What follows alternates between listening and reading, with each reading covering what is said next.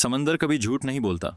उसकी गहराइयों में जो दब जाता है वो एक दिन सतह पर आ ही जाता है। 2021 का वो साल था जब भारतीय नौसेना के एक अधिकारी ने अपनी स्क्रीन पर एक ऐसा नक्शा देखा जिसने उनकी नींद उड़ा दी। हिंद महासागर के उस नक्शे पर एक नहीं, दो नहीं, दर्जनों बिंदु थे। हर बिंदु एक जहाज था। हर जहाज पर एक झंडा था और वो झंडा था लाल रंग का, बीच में 5 सितारों वाला, चीन का झंडा। ये जहाज लड़ाकू नहीं थे। इनके पास तोपें नहीं थीं, मिसाइलें नहीं थीं। इन पर लिखा था साइंटिफिक रिसर्च वेसल, शोधपोत, समुद्री अनुसंधान। लेकिन भारतीय खुफिया एजेंसियों को एक सवाल खाया जा रहा था। आखिर इतने सारे वैज्ञानिक एक ही समय में, एक ही महासागर में भारत के चारों तरफ क्या ढूंढ रहे थे? हिंद महासागर ये महज पानी का एक बड़ा टुकड़ा नहीं है। दुनिया का लगभग 80% समुद्री तेल व्यापार इसी रास्ते से गुजरता है।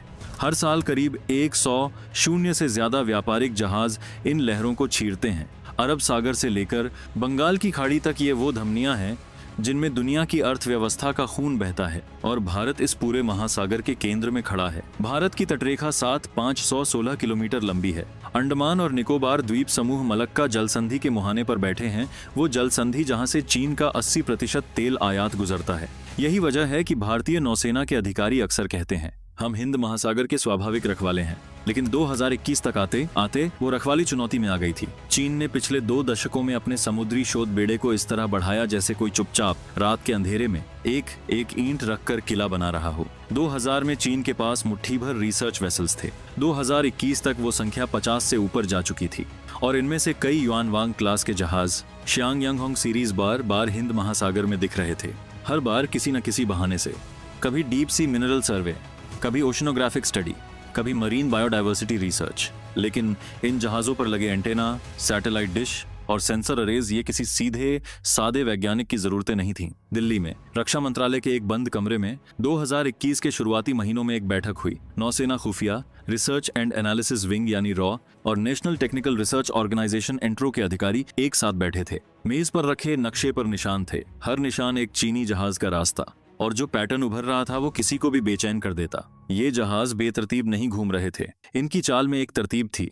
एक जहाज अंडमान के पास रुकता डेटा लेता आगे बढ़ जाता, दूसरा श्रीलंका के दक्षिण में चक्कर लगाता, तीसरा मालदीव के पास, चौथा डिएगो गार्सिया के करीब, जैसे कोई एक बड़ी तस्वीर को टुकड़ों में जोड़ रहा हो। समुद्र की गहराई को नापा जा रहा था, समुद्र के तल की बनावट को समझा जा रहा था, पानी के नीचे की आवाजों को, सोनार सिग्नेचर्स को रिकॉर्ड किया जा रहा था। और यही वो बात थी जो भारतीय नौसेना को सबसे ज्यादा डरा रही थी। पनडुब्बियां आधुनिक युद्ध का सबसे खामोश, सबसे घातक हथियार। पनडुब्बी की ताकत उसकी चुप्पी में है। वो तब तक अजय है जब तक उसे सुना न जाए, देखा न जाए, समझा न जाए। लेकिन समुद्र के भीतर पनडुब्बी को ट्रैक करने के लिए आपको उस समुद्र को जानना होगा, उसकी गहराई, उसके तापमान की परतें, थर्मोक्लाइंस जो आवाज को मोड़ती हैं, उसके तल की बनावट जो एको को बदल देती है। और यही डेटा, जिसे बैथीमेट्रिक डेटा कहते हैं, वो डेटा था जो चीनी जहाज इकट्ठा कर रहे थे।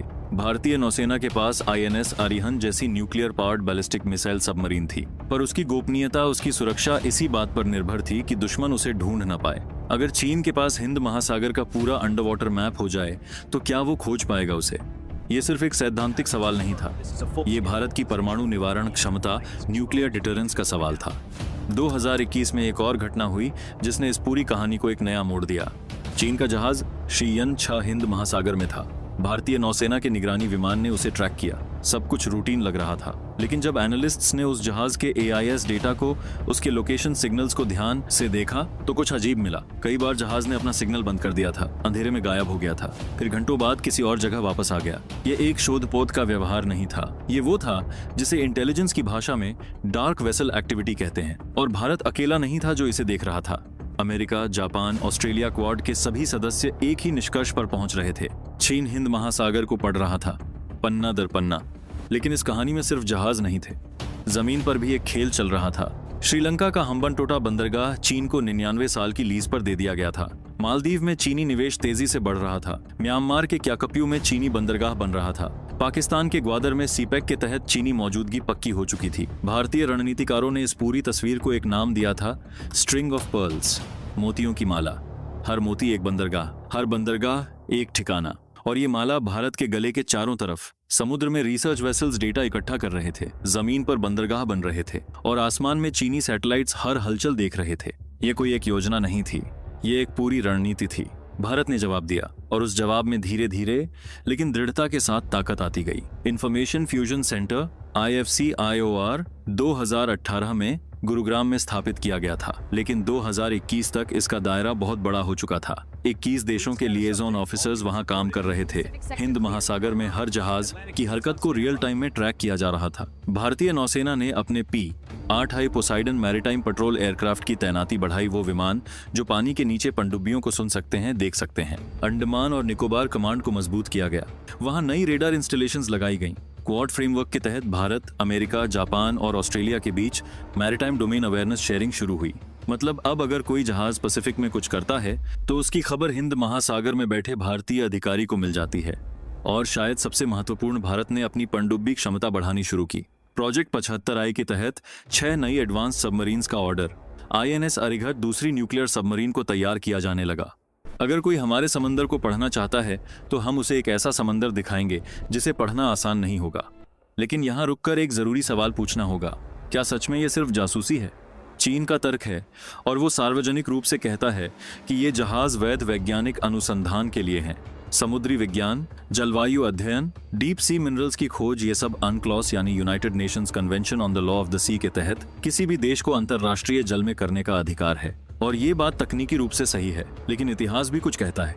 2009 में साउथ चाइना सी में अमेरिकी रिसर्च वेसल USNS इम्पेकेबल के साथ चीनी जहाजों ने जो किया वो वैज्ञानिक लिमर्यादा नहीं था। 2021 में ही हिंद महासागर में एक चीनी जहाज के पास से जो इलेक्ट्रोमैग्नेटिक सिग्नल्स डिटेक्ट हुए वो किसी ओशनोग्राफिक इंस्ट्रूमेंट से नहीं आ रहे थे। सच्चाई शायद कहीं बीच में है, लेकिन रणनीति में शायद की कोई जगह नहीं होती। जब देश की सुरक्षा का सवाल हो तो वर्स्ट केस सिनेरियो के लिए तैयार रहना पड़ता है। 2021 के अंत तक एक और जहाज की खबर आई। युआन वांग 5 चीन का सबसे उन्नत space and missile tracking vessel Sri Lanka के हम्बनटोटा बंदरगाह में आना चाहता था। भारत ने कड़ा विरोध जताया। ये जहाज सिर्फ रिसर्च नहीं करता, इसके सेंसर सिस्टम्स इतने पावरफुल हैं कि ये सैटेलाइट लॉन्चेस ट्रैक कर सकता है, बैलिस्टिक मिसाइल्स को देख सकता है। श्रीलंका में इसकी मौजूदगी का मतलब था भारत के स्पेस प्रोग्राम, उसके मिसाइल टेस्ट्स, उसकी सैन्य कम्युनिकेशन, सब कुछ एक चीनी वैज्ञानिक जहाज की नजर में। श्रीलंका जो उस वक्त गहरे आर्थिक संकट में था, चीनी कर्ज में डूबा हुआ पहले झुका, फिर दबाव में आकर जहाज को आने दिया। लेकिन भारत ने इस पूरे प्रकरण से एक सबक लिया। समुद्री लड़ाई अब सिर्फ जहाजों से नहीं लड़ी जाती,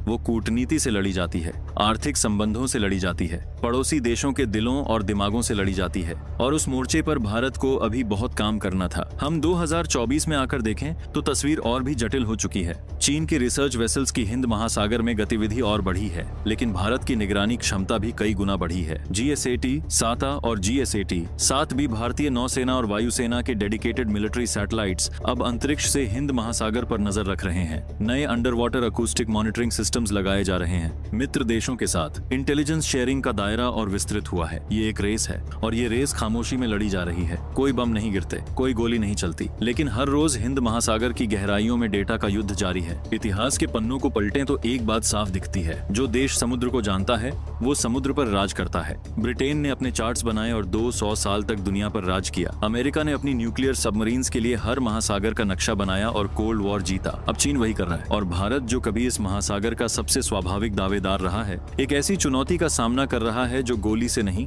डेटा से आती है, जो तोप से नहीं, एल्गोरिदम से आती है। हिंद महासागर, जिसे हिंद महासागर इसीलिए कहते हैं क्योंकि इसके केंद्र में हिंदुस्तान है, वो आज एक नई तरह के संघर्ष का मैदान बन चुका है। और इस मैदान में जीत उसकी होगी जो ज्यादा जानता हो, ज्यादा देखता हो और ज्यादा तैयार हो। समुद्र कभी झूठ नहीं बोलता। और आज हिंद महासागर की लहरें जो कहानी सुना रही हैं, वो कहानी इस बात की है कि आने वाले दशकों में इस नीले पानी के नीचे खामोश अंधेरे में दुनिया की अगली बड़ी शतरंज खेली जाएगी। सवाल सिर्फ ये है, क्या हम तैयार हैं?